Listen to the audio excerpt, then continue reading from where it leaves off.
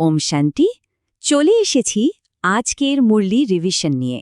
বাবা আজ আমাদের খুব মিষ্টি করে একটা কথা বলছেন। তিনি বলছেন, মিষ্টি বাচ্চারা, তোমরা নিজেদের মধ্যে খুবই আত্মিক স্নেহে থাকবে, কখনো মতভেদে আসবে না। ভাবুন, বাবা কতটা ভালোবাসা দিয়ে আমাদের এই ঈশ্বরীয় পরিবারের মধ্যে আত্মিক প্রেম আর একতার কথা বলছেন।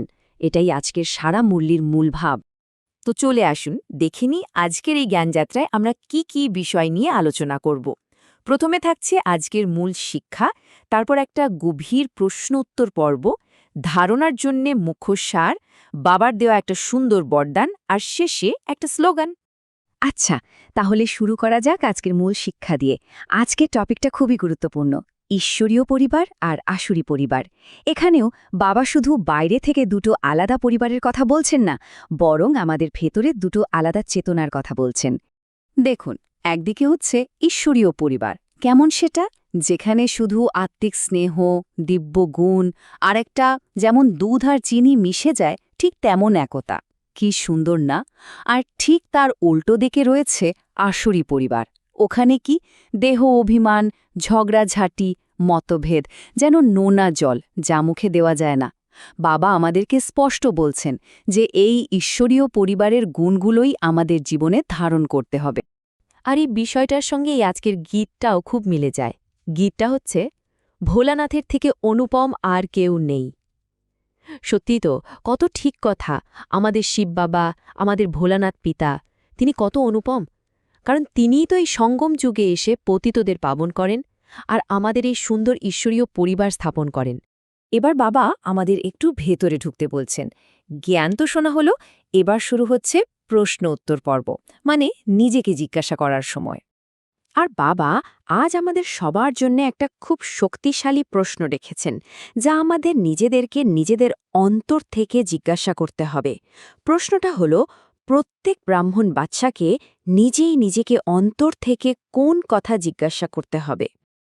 এই প্রশ্নের উত্তরে বাবা যেন আমাদের সামনে 5টা আয়না ধরে দিয়েছেন। প্রথমেই নিজেকে জিজ্ঞাসা করতে হবে, আমি কি ঈশ্বরের হৃদয়ে জায়গা পেয়েছি? আমার কাজ কি সত্যি এতটা শ্রেষ্ঠ? তারপর দ্বিতীয় আয়না, আমার মধ্যে দিব্য গুণের ধারণা কতটা হয়েছে? আমি কি সত্যি সত্যি গুণের সাগর হচ্ছি? তৃতীয়ত, খুব সৎভাবে দেখতে হবে, আমি কি কোনোভাবে অজান্তে হলেও ঈশ্বরীয় সার্ভিসে বাধা হয়ে দাঁড়াচ্ছি? চতুর্থত, আমাদের নিজেদের সম্পর্ক কেমন? আমি কি সবসময় দুধ চিনির মতো মিশে থাকি, নাকি আমার জন্যে মতভেদ তৈরি হয়?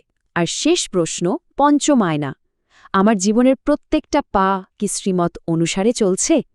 এই প্রশ্নগুলোই কিন্তু আমাদের পুরুষার্থের আসল আয়না।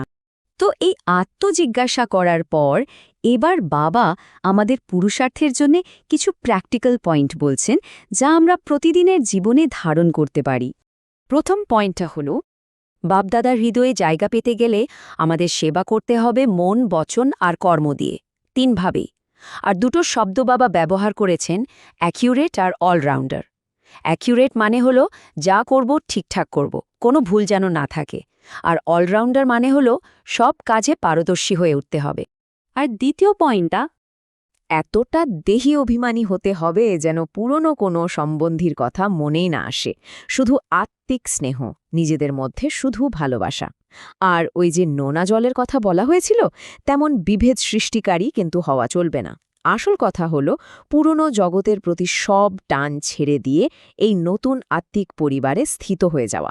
এবার আসছে আজকের বরদান। বাবা আজ আমাদের একটা অসাধারণ বরদান দিচ্ছেন, যা আমাদের আত্মিক শক্তিকে অনেক গুণে বাড়িয়ে দেবে। বাবা বলছেন, বিশ্ব পরিবর্তনের শ্রেষ্ঠ কার্যে নিজের অঙ্গুলি মানে সহযোগ প্রদানকারী মহান তথা নির্মাণভব। ভাবনের গভীরতা। বাবা বলছেন, এই যে এত বড় বিশ্ব পরিবর্তনের কাজ, এখানে প্রত্যেকের ছোট্ট ছোট্ট সহযোগও খুব জরুরি। নিজের পার্টের মূল্যটাকে বুঝতে হবে।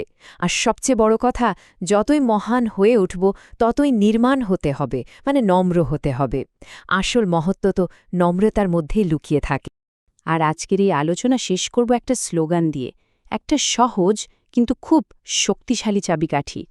স্লোগানটা হলো, নিজের নেচারকে ইজি মানে সরল বানাও, তাহলে সব কার্যই ইজি হয়ে যাবে।